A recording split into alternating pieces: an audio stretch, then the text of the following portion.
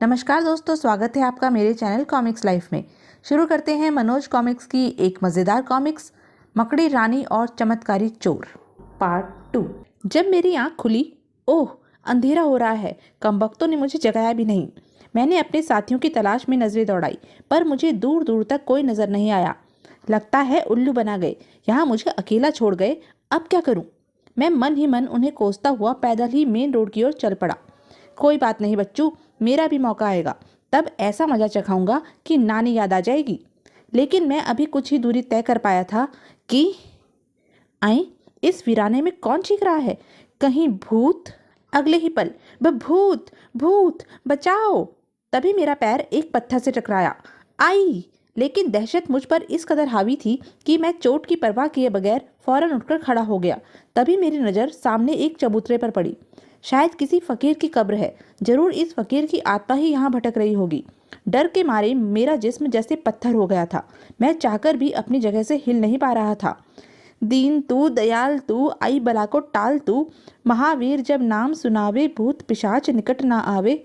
तभी वहां रोंगटे खड़े कर देने वाली चीख की आवाज एक बार फिर वातावरण में गूंज उठी।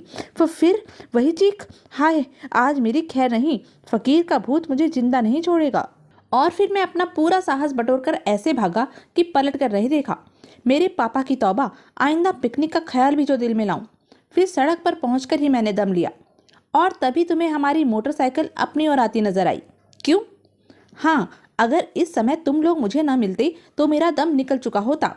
बच्चू, खाने के चक्कर में रहोगे तो यही होगा एक दिन। हाँ हाँ, तुम तो यही दुआ करोगे। अबे, तुम्हें तब पता चलता जब तुम मेरी जगह वहां होते। अबे, तो मरता क्यों है? चल, अभी देखता हूँ तेरे भूत को। भूत को देखोगे तो पैंट गीली हो जाएगी तुम्हारी। इससे पहले कि टिंगू और विजय की झड़प उग्र रूप धारण कर लेती, अजय बीच में ही बोल पड़ा। टिंगू, अगर तुम्हारी बात सच है तो क्यों ना हम सब मिलकर एक बार फिर वहीं चलते हैं? क्यों भूत से पंगे लेते हो भैया? भूत प्रेत किसी के सगे नहीं होते। मैं भूत प्रेतों के अस्तित्व को नहीं मानता। मुझे तो इसमें कोई चाल नजर आती है। अगर तुम मरने की ठान ही चुके हो तो मैं तुम्हें रोकूंगा नहीं, पर मुझे अपनी जान प्यारी है। टिंगू को जिद पर अड़ते देख विजय जले कटे स्वर में बोला। चलो अजय, हम दोनों चलते हैं। इसे यहाँ अकेले रहने दो। अगले ही पल अजय विजय आगे बढ़ गए। ये तो सचमुच आ रहे हैं। मुझे अकेला देख अगर भूत इधर ही आ पहुंचा तो? दूसरे ही पल, ठहरो अजय, मैं भी चलता हूँ। और टिंकू लपक कर उनके निकट पहुंच गया। अब क्यों आए? तुम क्या समझते हो मैं भूत से डरता हूँ? अरे, मैं तो तुम लोगों की परीक्षा ले रहा था। हा हा हा। टिंगू की हंसी पर अजय विजय भी हंस दिए। उधर इंस्पेक्टर तारकुंडे आईजी जसवंत मेहरा के सामने खड़ा शहर में हो रही चोरियों में मकड़ी रानी का हाथ होने का दावा पेश कर रहा था। सर, मैं दावे से कह सकता हूँ, अगर मुझे मकड़ी रानी के खुफिया अड्डे ब्लैक टावर की तलाशी का ऑर्डर मिल जाए तो मैं शहर में हुई चोरियों का सारा माल बरामद कर लूंगा। बिना किसी ठोस सबूत या आधार के ऐसा करना बेवकूफ़ी होगी इंस्पेक्टर तारकुंडे। सब जानते हैं कि मकड़ी रानी ने कभी कानून नहीं तोड़ा, अलबत्ता उसने हमेशा कानून की मदद की है। इसलिए मकड़ी रानी पर हाथ डालने से पहले तुम्हें उसके खिलाफ ठोस सबूत हासिल करना चाहिए। मकड़ी रानी कोई मामूली हस्ती नहीं है। ठीक है सर, मैं अब मकड़ी रानी के खिलाफ ठोस सबूत हासिल करके ही आपसे मिलूंगा। That's good. हम जल्द से जल्द चमत्कारी चोर की गिरफ्तारी चाहते हैं। Okay sir. इतना कह तारकुंडे ने आईजी साहब से विदा ली और आईजी साहब की कोठी से बाहर निकल आया। अब देखता हूँ मकड़ी रानी, तुम मेरे हाथों से कैसे बचती हो। मैं तुम्हें चोरियों के इल्जाम में फंसा कर ही दम लूंगा। उधर वो रहा चबूतरा। हाँ, यही है, यही है। अब तो तुम लोगों को विश्वास हो गया होगा कि जो मैंने कहा था झूठ नहीं था। अगले ही पल वे तीनों चबूतरे का करीब से निरीक्षण करने के लिए आगे बढ़े। तभी वह भूत, भागो! टिंगू चीखता हुआ भाग खड़ा हुआ। लेकिन टिंगू अभी कुछ ही दूरी तय कर पाया था कि बचाओ! कुछ ही क्षणों में अजय विजय टिंगू की पुकार सुन उसके निकट पहुंच गए। क्या बात है? क्यों शोर मचा रहे हो? उधर देखो अजय भैया, उसकी आंखें, वो मुझे खा जाएगा। अजय ने टॉर्च के प्रकाश में आसपास का पूरा स्थान देख मारा, लेकिन उसे कोई नजर नहीं आया। कुछ भी नहीं है, खामखा डर रहे हो। भूत का भूत चढ़ा हुआ है इसके सिर पर। इस बुजदिल को हमें अपने साथ लाना ही नहीं चाहिए था। मैं सच कह रहा हूँ अजय भैया, अभी मैंने यहाँ 2 चमकदार आंखें देखी थी। अच्छा, अब आओ, बहस मत करो। फिर बिना कुछ बोले टिंगू अजय और विजय के पीछे हो लिया। वे तीनों दबे कदमों से आगे जा रहे थे कि अचानक विजय, टिंगू, क्या तुम लोग भी वही देख रहे हो जो मैं देख रहा हूँ? हाँ, विजय हौले से फुसफुसाया। लेकिन यह चक्कर क्या है अजय? यह सब प्रेतों का चक्कर है भाई, मेरा कहा मानो, चुपके से खिसक लो। तभी अजय ने उन्हें चुप रहने का इशारा करते हुए सरगोशी की। हम इसका पीछा करेंगे, तुम लोग होशियार रहो, परछाई को हमारी उपस्थिति का पता नहीं चलना चाहिए। और फिर वे उस सफेद परछाई का पीछा करते हुए अभी उस वीराने में स्थित एक पुरानी हवेली के करीब पहुंचे ही थे कि वह परछाई एकाएक ही उनकी नजरों से ओझल हो गई। अरे, वह सफेद परछाई कहाँ गायब हो गई?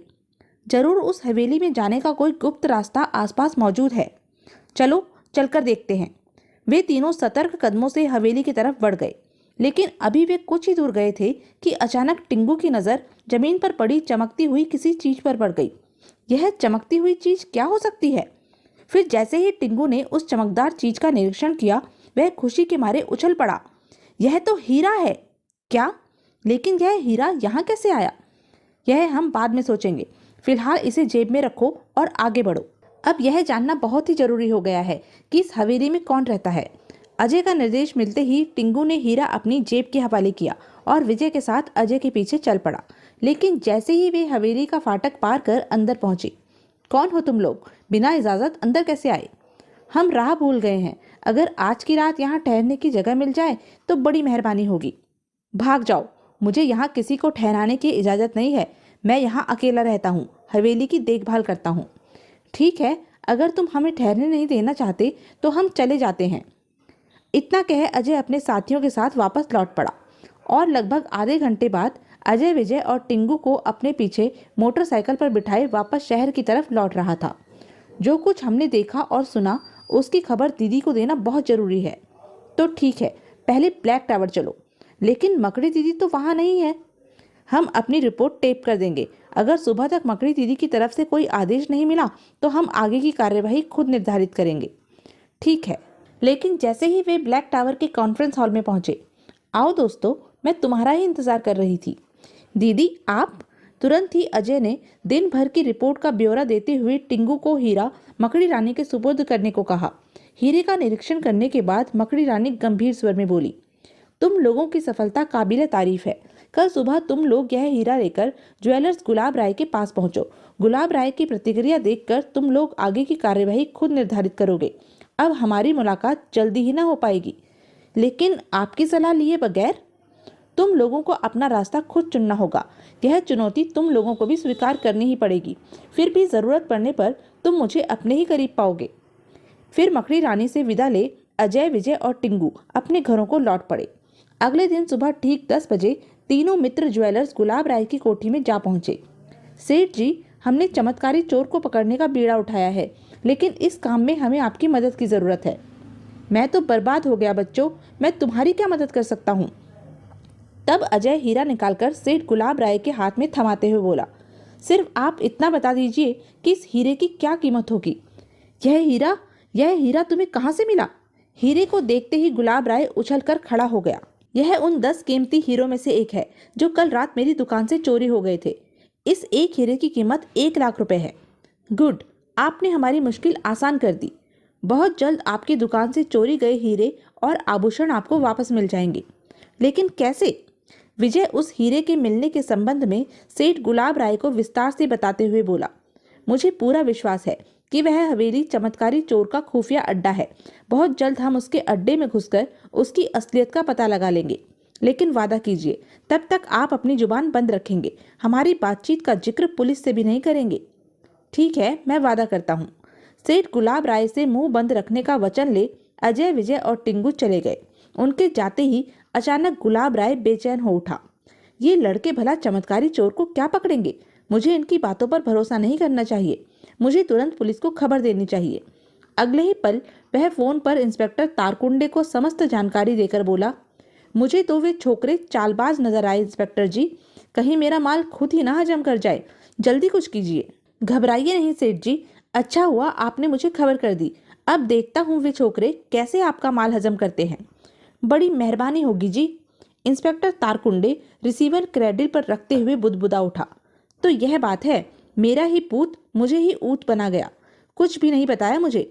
कोई बात नहीं, उससे और उसके यारों से बाद में निपटूंगा। पहले मुझे हवेली पर छापा मारना चाहिए। उधर सेठ गुलाब राय की बेवकूफ़ी से बेखबर अजय और टिंगू विजय के फार्म हाउस वाले बंगले में बैठे अपनी अगली कार्यवाही की रूपरेखा तैयार कर रहे थे। यह हीरा इस केस की बंद ताले की चाबी सिद्ध हुआ है। आज रात हम पूरी तैयारी के साथ उस हवेली में दाखिल होंगे, लेकिन यह काम खतरे से खाली नहीं है। हमें वहां जाने से पहले पुलिस के लिए मैसेज छोड़ देना चाहिए, ताकि अगर हम सुबह तक वापस न लौटें तो पुलिस हमारी मदद को वहां पहुंच जाए। अब की है तुमने अकल की बात, लेकिन मेरे विचार से हम तीनों का एक साथ हवेली में जाना ठीक नहीं होगा। मैं और तुम हवेली में जाएंगे और टिंगू मेन रोड के पास ही कहीं छुपकर हमारे लौटने का इंतजार। अभी अजय की बात पूरी भी ना हो पाई थी कि खबरदार, अपनी जगह से हिलने की कोशिश मत करना, वरना गोली मार दूंगा। तारकुंडे को गरजते हुए अंदर दाखिल होते देख अजय, विजय और टिंगू आश्चर्य से उछल पड़े। अंकल, आप? पापा? खामोश। और आगे बढ़ते हुए तारकुंडे ने टिंगू के गाल पर उल्टे हाथ का झापड़ रसीद कर दिया। आह, पापा के बच्चे अपने बाप को उल्लू बनाता है। अब समझ में आया तू रात देर तक कहाँ गायब रहता है। तभी अजय बोल पड़ा, अंकल, आपको जरूर कोई गलतफहमी हुई है। हम कोई गलत काम नहीं करते। तुम लोग क्या करते हो यह मैं अच्छी तरह जान गया हूँ। इतना कहकर तारकुंडे ने टेबल पर रखे हीरे को अपने कब्जे में कर लिया। फिर वह भयानक स्वर में बोला, अब तुम लोग मुझे बताओगे कि मकड़ी रानी और बाकी चोरी का माल कहाँ है। यही तो हम पता लगाने की कोशिश कर रहे हैं अंकल। जैसे ही कुछ पता चलेगा हम आपको खबर कर देंगे। बको मत, मैं जानता हूँ तुम लोग मकड़ी रानी के चमचे हो और इन चोरियों में मकड़ी रानी और तुम लोगों का ही हाथ है। आप हम पर इल्जाम लगा रहे हैं अंकल। अगर अब भी सच नहीं उगलोगे तो डंडे भी लगाऊंगा। सारी हेकड़ी भूल जाओगे बच्चू। ठीक है, मैं आपको सब कुछ बताता हूँ। और अजय तारकुंडे को हीरे के मिलने के स्थान और हवेली के विषय में विस्तार से बताने लगा। लेकिन जैसे ही वह खामोश हुआ, बकते हो तुम्हारी यह मन गढ़ंत कहानी सेठ गुलाब राय के मुंह से सुनने के बाद मैं उस हवेली में छापा मार चुका हूँ और वहां का चप्पा चप्पा छान मारा, पर कुछ हाथ नहीं लगा। क्या? अजय गंभीर स्वर में बोला, हवेली पर छापा मारकर आपने अच्छा नहीं किया अंकल। आपकी इस कार्यवाही ने अपराधियों को सतर्क कर दिया होगा। अब उन्हें पकड़ना मुश्किल हो जाएगा। जब तक तुम लोग मेरे कब्जे में हो, अपराधी को पकड़ना मेरे लिए मुश्किल नहीं है। इतना कहकर तारकुंडे ने हाँक लगाई। अगले ही पल एक हवलदार और 2 सिपाही तत्परता से कमरे में दाखिल हुए। ले चलो इन्हें थाने, वहीं खबर लूंगा इनकी। तुरंत अजय, विजय और टिंगू को हिरासत में ले लिया गया। थोड़ी देर बाद बुरे फंसे। अब क्या होगा अजय? डैडी को पता चलेगा तो? घबराओ नहीं, मकड़ी रानी जरूर हमारी मदद करेगी। इंस्पेक्टर तारकुंडे ने अजय, विजय और टिंगू को शक के आधार पर गिरफ्तार कर लिया, ताकि उनका बयान मकड़ी रानी के खिलाफ लेकर मकड़ी रानी को चोरियों के इल्जाम में फंसा सके। लेकिन क्या वह अपने इरादे में कामयाब हो सका? आखिर चमत्कारी चोर कौन था? उसके द्वारा गुड्डे बना दिए गए पुलिस कर्मियों का क्या हुआ? क्या मकड़ी रानी चमत्कारी चोर का पर्दाफाश कर सकी? रहस्यमयी चीख और हवेली के गिर्द मंडराती प्रेत आत्माओं का क्या रहस्य था? यह सब हम जानेंगे अपने अगले वीडियो नोटों में भगवान में। तब तक के लिए बने रहें मेरे साथ, और हाँ, मेरे चैनल को लाइक, शेयर और सब्सक्राइब करना ना भूलें। धन्यवाद।